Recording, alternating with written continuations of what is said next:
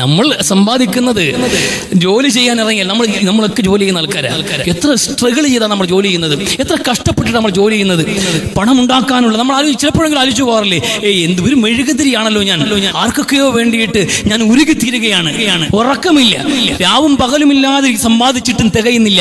കടവും കടത്തിന് മേൽ കടവുമായിട്ട് നിൽക്കുമ്പോഴും വീട്ടുകാരെയും വേണ്ടപ്പെട്ടവരെയും ബന്ധുക്കളെയും ഒരു വ്യസനവും അറിയിക്കാതെ അവർക്കൊന്നിനും കുറവ് വരുത്താതെ കഷ്ടപ്പെട്ട് ഒരു നാൾ ഞാൻ കെട്ടുപോകുമല്ലോ, ആർക്കോ വേണ്ടി വെളിച്ചമായിട്ട് ഒരു മെഴുകുതിരിയായി ഞാൻ അവസാനിച്ചു പോകുമെന്നുള്ള ഒരു ഖേദവും സങ്കടവും നിരാശയും നമ്മൾ വേട്ടയാടാൻ പാടില്ല. അതിന്റെ കാര്യവും നമുക്കില്ല. ആർക്കെങ്കിലും ഒക്കെ വെളിച്ചമാകുന്നവരാണോ മനുഷ്യൻ. മറ്റുള്ളവർക്ക് വെട്ടമുക്ക് നൽകുന്നതാണ് ജീവിതം എന്ന് പറഞ്ഞാൽ. ജീവിതം എന്ന് പറയുമ്പോൾ അങ്ങനെയാണ്.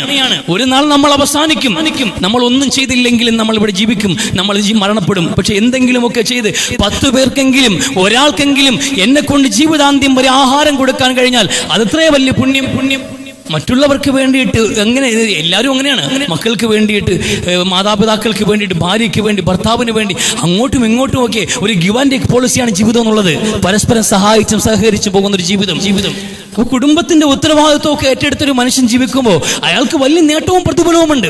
അല്ലാഹുവിന്റെ റസൂൽ സ്വല്ലല്ലാഹു അലൈഹി വസല്ലം തങ്ങൾ സഅദ് ഇബ്നു മുആദ് റളിയല്ലാഹു അൻഹുവിനെ കൈ കൊടുക്കുമ്പോൾ അദ്ദേഹത്തിന്റെ കൈ പരുക്കനായി കാഴ്ച കൈയിൽ സ്പർശിച്ച റസൂലുള്ളാഹി അദ്ദേഹത്തിന്റെ കൈ മലർത്തി നോക്കിയപ്പോൾ അദ്ദേഹത്തിന്റെ കയ്യിൽ വലിയ തഴമ്പുകൾ കണ്ടു.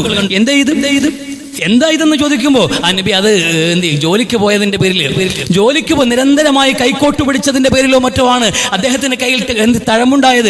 ആ തഴമ്പ് കാണിച്ചിട്ട് റസൂലിന് മുമ്പിൽ പറയുന്നത്, ആ പണിക്ക് പോയ റസൂലെ, പണിക്ക് പോയത് കൊണ്ടാണെന്ന്. ആ കൈവെള്ളയിൽ ചുംബിച്ച് റസൂൽ പറഞ്ഞത് അല്ലാഹുവിന് ഇഷ്ടമാണ് ഈ കരങ്ങളെ എന്ന്. സ്വന്തം കുടുംബത്തിന് വേണ്ടി അധ്വാനിക്കുന്നവന്റെ കരങ്ങളെ അല്ലാഹുവിന് ഇഷ്ടമാണ് എന്ന്.